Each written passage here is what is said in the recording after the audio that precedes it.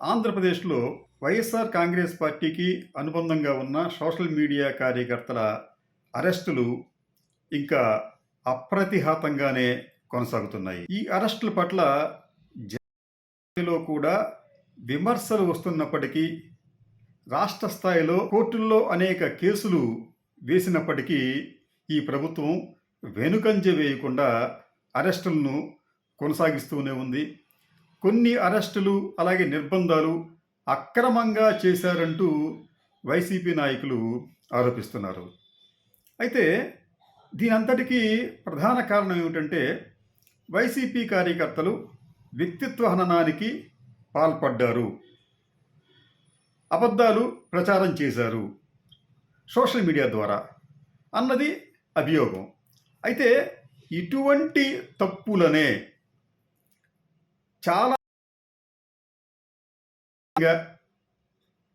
Telugu Desam party, Janasena పార్టీలకు అనుబంధంగా ఉన్న సోషల్ మీడియా కార్యకర్తలు కూడా చేశారు. కానీ వారిపై ఎటువంటి చర్యలు లేవు. కేవలం ఏకపక్షంగా వైసీపీ వారి పట్ల మాత్రమే ఈ దమనకాండ జరుగుతోంది. తప్పు ఎవరు చేసినా తప్పే. వైసీపీ వారితో పాటు ఇటువంటి కేసుల్లో తెలుగుదేశం పార్టీ, జనసేన వారిని కూడా చేర్చవలసి ఉంటుంది. కానీ ఈ ప్రభుత్వం అలా చేయటం లేదు. సమన్యాయ పాలన, రూల్ ఆఫ్ లా, దీనికి సంబంధించి పవన్ కళ్యాణ్ గారికి దీనికి ఉన్న సంబంధం కూడా ఒకసారి మనం పరిశీలించాలి. నిజానికి చంద్రబాబు నాయుడు యాటిట్యూడ్ ఎట్లా ఉంటుందంటే, కక్ష సాధింపు చర్యలు మరీ తీవ్రంగా చేపట్టాడు ఆయన. కర్ర విరగకుండా, పాము చావకుండా ఉండే విధంగానే ఆయన విధానాలు ఇప్పటి వరకు ఉంటూ వచ్చాయి.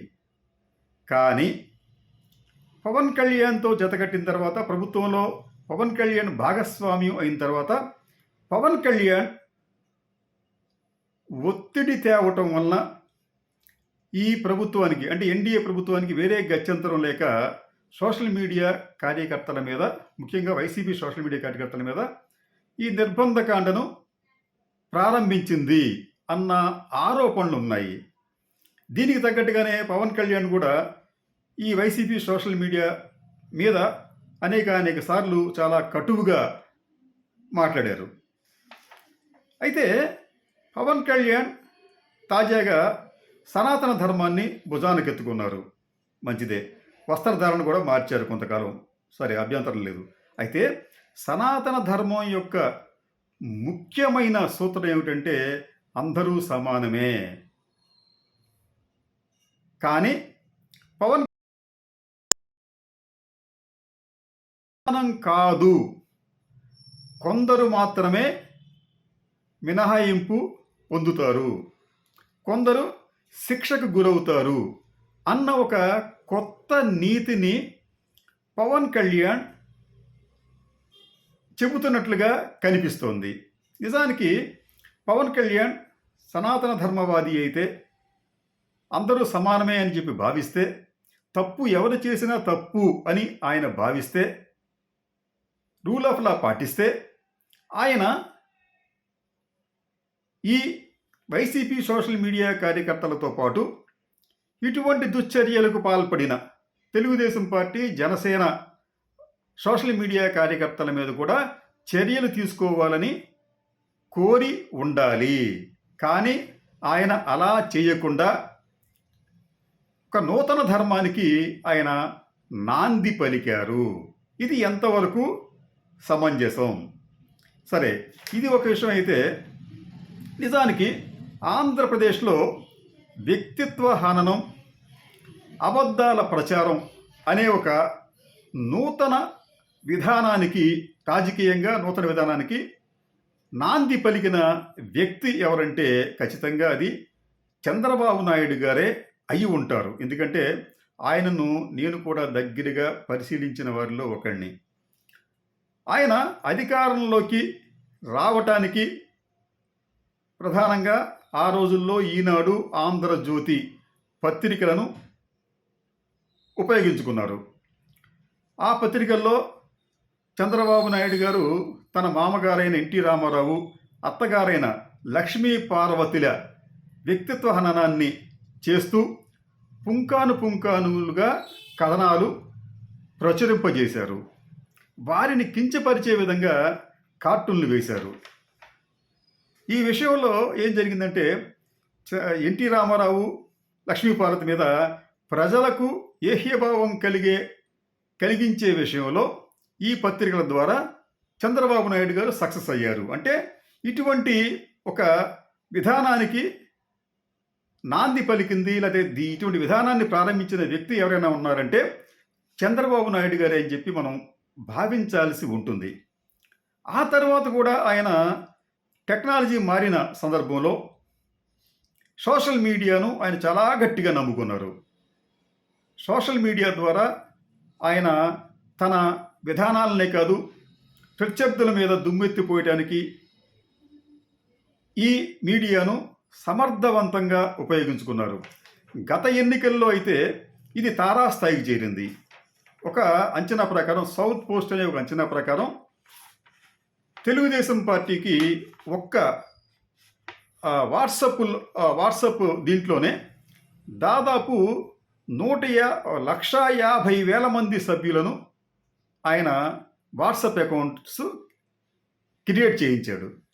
ఈ 1,50,000 వాట్సాప్ అకౌంట్స్ ద్వారా ప్రత్యర్థులను కించపరచడం, తన విధానాలను మెచ్చుకునే విధంగా ఆయన చేశాడు అని చెప్పి, ఇదే కాకుండా దాదాపు 500 ఫేస్బుక్ పేజీలను కూడా ఆయన ఓపెన్ చేయించారు అని సౌత్ పోస్ట్ అనే ఒక పత్రిక కథనం. అంటే ఇంత విస్తారంగా లక్షలాది మందితో ఒక సైబర్ సైన్యాన్ని అనొచ్చు, లేకపోతే సోషల్ మీడియా సైన్యాన్ని చంద్రబాబు నాయుడు గారు ఏర్పాటు చేశారు.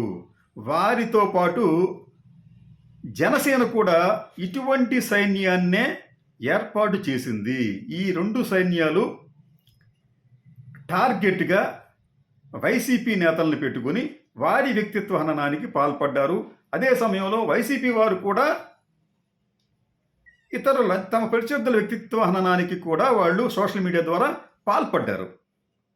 అంటే తప్పు అనేది రెండు వైపులా జరిగినప్పటికీ ఈ తప్పు అనేది పెద్ద ఎత్తున జరిగింది మాత్రం తెలుగుదేశం జనసేన వైపు నుంచే. అక్కడ పోలీసులు కూడా వారు ఏ ప్రభుత్వం ఉంటే ఆ ప్రభుత్వానికి తలలూపే పరిస్థితే కనిపిస్తోంది. వారు కూడా గతంలో వైసీపీ చెప్పినట్లుగా ఉన్నారు, ఇప్పుడు తెలుగుదేశం జనసేన చెప్పినట్లుగానే వారు వింటున్నట్లుగా అనిపిస్తోంది. అందుకనే ఏకపక్షంగా వైసీపీ సోషల్ మీడియా కార్యకర్తల మీదే వారు కేసులు నమోదు చేస్తున్నారు. ఇలా నమోదు చేయటం వలన సోషల్ మీడియాకు సంబంధించి, వైసీపీ సోషల్ మీడియాకు సంబంధించి ఏదైనా నష్టం జరిగిందా, వాళ్ళు భయపడిపోతున్నారా అంటే అటువంటి నష్టం ఏమీ జరగలేదు. వైసీపీ సోషల్ మీడియా కార్యకర్తలు ఎటువంటి భయాన్ని చూపించడం లేదు. నిజానికి ఈ వైసీపీ సోషల్ మీడియా కార్యకర్తలు వైసీపీ సోషల్ మీడియా వారియర్స్గా మారే విధంగా చంద్రబాబు నాయుడు చేస్తున్నారేమో అని చెప్పి అనిపిస్తోంది. మీకు ఇటీవల కాలంలో వందలాది మంది మీద కేసులు పెడితే వారందరూ కూడా ధైర్యంగానే ఉన్నారు, కేసులు ధైర్యంగా ఎదుర్కొంటున్నారు. మేమైతే జగన్ మీద ఉన్న నమ్మకాన్ని ఎప్పటికీ పోగొట్టుకోము, ఆయనకే మా మద్దతు ఉంది అని చెప్పి వారు బయటికి వచ్చిన తర్వాత కూడా ధైర్యంగా చెబుతున్నారు. అంటే వైసీపీ సోషల్ మీడియా కార్యకర్తలు ఎంత దృఢంగా ధైర్యంగా ఉన్నారో అర్థమవుతోంది. ఇటువంటి ఈ social media, YCP social media warriors అనేవారు ఎన్డీఏ ప్రభుత్వానికి, ముఖ్యంగా తెలుగుదేశం జనసేన పార్టీలకు సింహ స్వప్నాల్లా మారారేమో అని చెప్పి అనిపిస్తోంది. వీరిని చూసి ఈ ప్రభుత్వం చాలా ఎక్కువగా భయపడుతుందేమో అనిపిస్తోంది. ఎందుకంటే వారి మానాన్న వారిని వదిలేస్తే ఒక రకంగా ఉండేది, కానీ వారి మానాన్న వారిని వదిలేయకుండా మీరు మాత్రం ఇటువంటి అసభ్యకరమైన పోస్టులను వైసీపీకి వ్యతిరేకంగా ఇప్పటికీ చేస్తూనే ఉంటూ వారిలో మరింత కసిని, ద్వేషాన్ని, కోపాన్ని పెంచుతున్నట్లుగా కనిపిస్తోంది. ఫలితంగా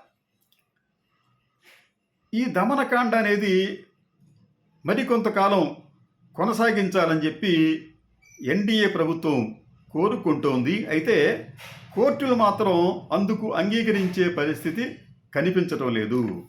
ఈరోజో రేపో దీనికి సంబంధించి కోర్టులు కూడా ఒక నిర్ణయాత్మకమైన ఆదేశాలను ఈ రాష్ట్ర ప్రభుత్వానికి ఇచ్చే అవకాశం ఉంటుంది. అదే జరిగితే ఎన్డీఏ ప్రభుత్వం విధానాలు లేదా ఎన్డీఏ ప్రభుత్వం ప్రతిష్ట గంగపాలయ్యే ప్రమాదం ఉంటుంది. ఇది ఎందుకంటే ఇటీవల కాలంలో తిరుపతి లడ్డూలో కల్తీ జరిగింది అని చంద్రబాబు నాయుడు గారు చేసిన నానా యాగికి సంబంధించి కోర్టు ఆయనను తప్పుపట్టింది. దాంతో ఆయన కంగుతిన్నారు. మరోసారి ఈ సోషల్ మీడియా వ్యవహారంలో కూడా కోర్టులు నిర్ణయాత్మకంగా వ్యవహరించే అవకాశాలే కనిపిస్తున్నాయి. ఏది ఏమైనప్పటికీ కూడా చంద్రబాబు నాయుడు, పవన్ కళ్యాణ్ వీరిద్దరూ కూడా సోషల్ మీడియాకు సంబంధించి ఏకపక్షంగా వ్యవహరిస్తున్నారు. ఒక వర్గం వారిపైనే కేసులు నమోదు చేస్తున్నారు అన్నది నిర్వివాదాంశం.